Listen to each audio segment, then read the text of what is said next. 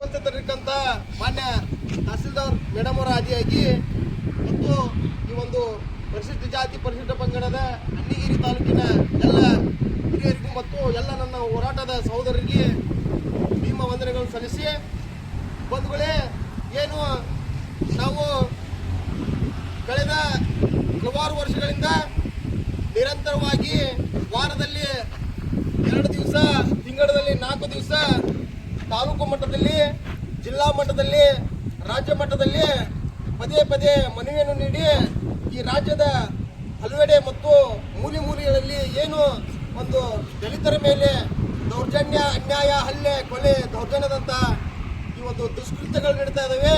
ಅವೆಲ್ಲವನ್ನು ಖಂಡಿಸಿ ಕೂಡ ನಾವು ನಿರಂತರವಾಗಿ ಪದೇ ಪದೇ ಎಲ್ಲ ಮಟ್ಟದಲ್ಲಿ ಕೂಡ ಹೋರಾಟ ಮಾಡಿದ್ರು ಕೂಡ ಯಾವುದೇ ರೀತಿಯ ದಲಿತರ ಮೇಲಿನ ದೌರ್ಜನ್ಯ ನಿಲ್ಲದಿರುವುದು ಅತ್ಯಂತವಾದಂಥ ಒಂದು ದುರದೃಷ್ಟಕರವಾದಂಥ ಸಂಗತಿ ಅಂತ ಹೇಳಬೇಕಾಗ್ತೈತಿ. ಯಾಕಂದ್ರೆ ಈ ಜಾತಿ ವ್ಯವಸ್ಥೆಯನ್ನೇ ಬಲವಾಗಿ ನಂಬಿಕೊಂಡಿರ್ತಕ್ಕಂಥ ಕೆಲವೊಂದು ದುಷ್ಕರ್ಮಿಗಳು ನಿರಂತರವಾಗಿ ರಾಜ್ಯದ ವಿವಿಧೆಡೆ ಮೂಲೆಗಳಲ್ಲಿ ಒಂದರ ನಂತರ ಒಂದು ಕೊಲೆ, ಹಲ್ಲೆ, ದರೋಡೆ, ಅತ್ಯಾಚಾರ, ಅನಾಚಾರ ಮತ್ತು ಹಲವಾರು ರೀತಿಯ ದಲಿತರ ಮೇಲಿನ ದಬ್ಬಾಳಿಕೆ, ದೌರ್ಜನ್ಯಗಳಿಸುತ್ತಾ ಬರ್ತಾ ಇದ್ದಾರೆ. ಇದಕ್ಕೆ ಸೂಕ್ತವಾಗಿ ಕಾನೂನು ಕ್ರಮ ಇರಬೇಕು ಮತ್ತು ಈ ಹಲವಾರು ಪರಿಶಿಷ್ಟ ಜಾತಿ ಪರಿಶಿಷ್ಟ ಪಂಗಡಗಳ ಕಾಯ್ದೆ ಎಷ್ಟೇ ಪ್ರಬಲವಾಗಿದ್ರೂ ಕೂಡ ಈ ದೇಶ ಇಷ್ಟು ಎತ್ತರಕ್ಕೆ ಹೋದರೂ ಕೂಡ ಈ ಒಂದು ಜಾತಿ ವ್ಯವಸ್ಥೆಯನ್ನೇ ಬಲವಾಗಿ ನಂಬಿರುವಂಥ ಈ ದುಷ್ಕರ್ಮಿಗಳು ಯಾವುದನ್ನು ಲೆಕ್ಕಿಸದೆ ತಮ್ಮ ಒಂದು ಹಣದ ಬಲದಿಂದಾಗಿ, ಒಂದು ಜಾತಿಯ ಬಲದಿಂದಾಗಿ, ಒಂದು ರಾಜಕೀಯ ಬಲದಿಂದಾಗಿ ಈ ರೀತಿ ಕೃತ್ಯದಲ್ಲಿ ತಮ್ಮನ್ನು ತಾವು ತೊಡಗಿಸಿಕೊಂಡು ನಿರಂತರವಾಗಿ ದಲಿತರ ಮೇಲೆ ದೌರ್ಜನ್ಯ ಮತ್ತು ದಬ್ಬಾಳಿಕೆ ಮಾಡ್ತಾ ಬರ್ತಾ ಇದ್ದಾರೆ. ಇದನ್ನ ಖಂಡಿಸ್ಬೇಕಂದ್ರೆ ಇದು ಇವತ್ತೇ ನಿಲ್ಲಬೇಕಂದ್ರೆ ಈ ದೇಶವನ್ನು ಆಳ್ತಕ್ಕಂಥ ರಾಜಕಾರಣಿಗಳು ಮತ್ತು ಅಧಿಕಾರಿಗಳು ತಮ್ಮ ಒಂದು ನಿಟ್ಟಿನಲ್ಲಿ ಸೂಕ್ತವಾಗಿ ಮತ್ತು ಅತ್ಯಂತ ಬಲಿಷ್ಠವಾದಂಥ ಕಾನೂನನ್ನು ಕೈಗೊಂಡು ಅವರ ಮೇಲೆ ಒಂದು ಎಂಥ ಕ್ರಮ ಜರುಗಿಸ್ಬೇಕಂದ್ರೆ ಪಬ್ಲಿಕ್ ಆಗಿ ಇಂಥ ಒಂದು ಕೃತ್ಯ ಎಸಗಿದಂತಹ ಆ ದುಷ್ಕರ್ಮಿಗಳನ್ನ ನೇಣುಗಂಬಕ್ಕೆ ಹಾಕಿ ಪಬ್ಲಿಕ್ ಅಲ್ಲಿ ಅವರಿಗೆ ಒಂದು ಮರಣದಂಡನೆ ಶಿಕ್ಷೆ ನೀಡಿದ ಮುಖಾಂತರ ಈ ಒಂದು ರಾಯಚೂರು ಜಿಲ್ಲೆಯ ಸಿರಿವಾರ ತಾಲೂಕಿನ ಒಕ್ರಾಣಿ ಎಂಬ ಗ್ರಾಮದಲ್ಲಿ ದಲಿತ ಯುವತಿ ಅಶ್ವಿನಿ ಎಂಬವರನ್ನು ಅತ್ಯಾಚಾರ ಮಾಡಿ ಕೊಲೆಗೈದು ದಬ್ಬಾಳಿಕೆ ನಡೆಸಿರ್ತಾರ. ಅದೇ ರೀತಿ ರಾಜ್ಯದ ವಿವಿಧೆಡೆಯಲ್ಲಿ ಅನೇಕ ಒಂದು ದಬ್ಬಾಳಿಕೆ ನಡೀತಾ ಇದ್ದೇವೆ. ಆ ನಿಟ್ಟಿನಲ್ಲಿ ಇವತ್ತು ಕರ್ನಾಟಕ ದಲಿತ ವಿಮೋಚನಾ ಸಮಿತಿ ಅಣ್ಣಿಗೇರಿ ತಾಲೂಕು ಸಮಿತಿಯು ಈ ಒಂದು ಮಾನ್ಯ ಮುಖ್ಯಮಂತ್ರಿಗಳವರಿಗೆ, ಮಾನ್ಯ ತಹಸೀಲ್ದಾರ್ ಅಣ್ಣಿಗೇರಿ ಅವರ ಮುಖಾಂತರ ಈ ಒಂದು ಮನವಿಯನ್ನು ಕಳುಹಿಸಿ ಆ ಒಂದು ದುಷ್ಕರ್ಮಿಗಳನ್ನು ಕೂಡಲೇ ಬಂಧಿಸಿ ಅವರಿಗೆ ಅತ್ಯಂತ ಕಠಿಣ ಕಾನೂನು ಕ್ರಮ ಜರುಗಿಸಿ ಮತ್ತು ಈ ಒಂದು ನಿಟ್ಟಿನಲ್ಲಿ ಮುಂದಿನ ದಿನಮಾನಗಳಲ್ಲಿ ಇಂಥ ಒಂದು ಘಟನೆಗಳು ಯಾವುದೇ ರೀತಿಯಲ್ಲಿ ಜರುಗಬಾರದಂತಹ ಒಂದು ಕ್ರಮವನ್ನು ಕೈಗೊಳ್ಳಬೇಕಂತಕ್ಕಂಥ ಮನವಿಯನ್ನ ನಾವಿವತ್ತು ಮಾನ್ಯ ತಹಸೀಲ್ದಾರರ ಮುಖಾಂತರ ಮಾನ್ಯ ಮುಖ್ಯಮಂತ್ರಿಗಳವರಿಗೆ ಕೊಡ್ತೇವೆ. ಈ ಒಂದು ಮನವಿಯನ್ನು ಓದುವ ಮುಖಾಂತರ ಮಾನ್ಯ ಮುಖ್ಯಮಂತ್ರಿಗಳವರಿಗೆ ನೀಡಲಾಗುವುದು. ಇವರಿಗೆ ಮಾನ್ಯ ಶ್ರೀ DK ಶಿವಕುಮಾರ್ ಮುಖ್ಯಮಂತ್ರಿಗಳು, ಕರ್ನಾಟಕ ಸರ್ಕಾರ, ವಿಧಾನಸೌಧ ಬೆಂಗಳೂರು, ಅಣ್ಣಿಗೇರಿ ತಹಸೀಲ್ದಾರ್ ಮುಖಾಂತರ. ವಿಷಯ: ರಾಯಚೂರು ಜಿಲ್ಲೆ ಸಿರಿವಾರ ತಾಲೂಕು ಒಕ್ರಾಣಿ ಗ್ರಾಮದ ಅಶ್ವಿನಿ ತಿಮ್ಮಾರೆಡ್ಡಿ ಚಲವಾದಿ ಅತ್ಯಾಚಾರ, ಕೊಲೆ ಖಂಡಿಸಿ ಪ್ರತಿಭಟನೆ ಮೂಲಕ ಮನವಿ. ಮಾನ್ಯರೇ, ನಾವು ಕರ್ನಾಟಕ ದಲಿತ ವಿಮೋಚನಾ ಸಮಿತಿ ಅಣ್ಣಿಗೇರಿ ತಾಲೂಕು ಸಮಿತಿ ತಮ್ಮಲ್ಲಿ ಗೌರವಪೂರ್ವಕವಾಗಿ ವಿನಂತಿಸಿಕೊಳ್ಳುವುದೇನೆಂದರೆ, ಕರ್ನಾಟಕ ರಾಜ್ಯದಲ್ಲಿ ದಲಿತರ ಪರವಾದ ಸರ್ಕಾರ, ದಲಿತರ ಹಿತ ಕಾಯುವ ಸರ್ಕಾರ, ದಲಿತರ ರಕ್ಷಣೆಗೆ ಸರ್ಕಾರವೆಂದು ಹೇಳಿಕೊಳ್ಳುವ ರಾಜ್ಯದಲ್ಲಿ ಸರಣೀಯವಾಗಿ ನಿರಂತರವಾಗಿ ದೌರ್ಜನ್ಯ ನಡೆಯುತ್ತಿದ್ದಾವೆ. ರಾಯಚೂರು ಜಿಲ್ಲೆಯ ದೇವದುರ್ಗ ತಾಲೂಕು ಸಂಕೇಶ್ವರಹಾಳ ಗ್ರಾಮದ ಉಮಾನಂದ ಹತ್ಯಾಳ ಇವರ ಕೊಲೆ, ದಾವಣಗೆರೆ ಜಿಲ್ಲೆಯ ಚನ್ನಗಿರಿ ತಾಲೂಕು ಯಳಲಗೆರೆ ಗ್ರಾಮದ ದೇವಸ್ಥಾನಕ್ಕೆ ಪ್ರವೇಶ ಮಾಡಿದ 5 ಜನ ದಲಿತರನ್ನು ಕಂಬಕ್ಕೆ ಕಟ್ಟಿ ಹಾಕಿ ಹಲ್ಲೆ ಮಾಡಿ ದೌರ್ಜನ್ಯ. ಅಂದರೆ ಇನ್ನು ಯಾವ ಶತಮಾನದಲ್ಲಿ ನಾವು ಬದುಕುತ್ತಿದ್ದೇವೆ? ಬ್ರಿಟಿಷರ ಕಾಲದ ಗುಲಾಮರು, ಮೌಢ್ಯರ ಅಂಧಕಾರರು, ಮನುವಾದದ ಮನುಸ್ಮೃತಿಯ ವರ್ಣ ವ್ಯವಸ್ಥೆಯ ಅಸ್ಪೃಶ್ಯತೆಯ ಮೇಲು ಕೀಳು ಎನ್ನುವ ಹೀನ ಮನಸ್ಥಿತಿಯಲ್ಲಿ ಬದುಕುತ್ತಿದ್ದೆವು ಎನ್ನುವುದು ತಿಳಿಯದಂತಾಗಿದೆ.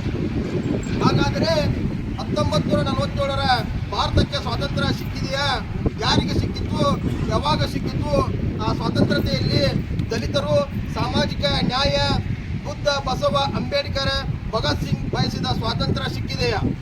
ಭಾರತ ದೇಶದಲ್ಲಿ ಡಾಕ್ಟರ್ BR ಅಂಬೇಡ್ಕರ್ ಸಂವಿಧಾನ ಜಾರಿಯಲ್ಲಿ ಇದೆಯಾ ಎನ್ನುವ ಪ್ರಶ್ನೆಯನ್ನು ಕರ್ನಾಟಕ ಸರ್ಕಾರಕ್ಕೆ ಕರ್ನಾಟಕ ದಲಿತ ವಿಮೋಚನಾ ಸಮಿತಿ, ಅಣ್ಣಿಗೇರಿ ತಾಲೂಕು ಸಮಿತಿ ಪ್ರಶ್ನೆ ಮಾಡುತ್ತಿದೆ.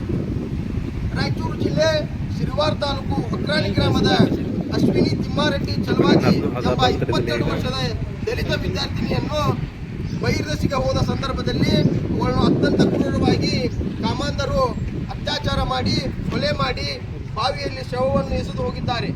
ನಾಗರಿಕ ಸಮಾಜದಲ್ಲಿ ಸ್ವತಂತ್ರ ಭಾರತದಲ್ಲಿ ಆಳುವ ಸರ್ಕಾರದಲ್ಲಿ ಮಹಿಳೆಯರಿಗೆ ಮಾನ ಪ್ರಾಣಕ್ಕೆ ರಕ್ಷಣೆ ನೀಡುವಲ್ಲಿ ವಿಫಲವಾಯಿತಾ ಎನ್ನುವಂಥ ಪ್ರಶ್ನೆ ಎದುರು ಬರ್ತಿದೆ. ಸರ್ಕಾರಕ್ಕೆ ದಲಿತರಿಗೆ ರಕ್ಷಣೆ ನೀಡುತ್ತಿದ್ದೇವೆ ಎನ್ನುವ ಘೋಷಣೆಯಲ್ಲಿ ದಲಿತರ ಮೇಲಿನ ಕೊಲೆ, ದೌರ್ಜನ್ಯ, ಅತ್ಯಾಚಾರ ಕಾಣುತ್ತಿವೆ. ಅಶ್ವಿನಿ ತಿಮ್ಮಾರೆಡ್ಡಿ ಚಲವಾದಿ ದಲಿತ ವಿದ್ಯಾರ್ಥಿನಿ ಕೊಲೆಯ ಬಗ್ಗೆ ತಕ್ಷಣ ತನಿಖೆಯನ್ನು ಚುರುಕುಗೊಳಿಸಿ ಆರೋಪಿತರನ್ನು ಬಂಧಿಸಬೇಕು. ಅಶ್ವಿನಿ ಸಾವಿಗೆ ನ್ಯಾಯ ಸಿಗಲೇಬೇಕು.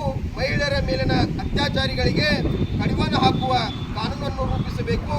ಅವರನ್ನು ನಿರ್ದಾಕ್ಷಣ್ಯವಾಗಿ ಎನ್ಕೌಂಟರ್ ಮಾಡುವ ಕಾನೂನನ್ನು ರಚಿಸಬೇಕು ಎಂದು ಕರ್ನಾಟಕ ದಲಿತ ವಿಮೋಚನಾ ಸಮಿತಿ, ಅಣ್ಣಿಗೇರಿ ತಾಲೂಕು ಸಮಿತಿ ಒತ್ತಾಯಿಸುತ್ತದೆ.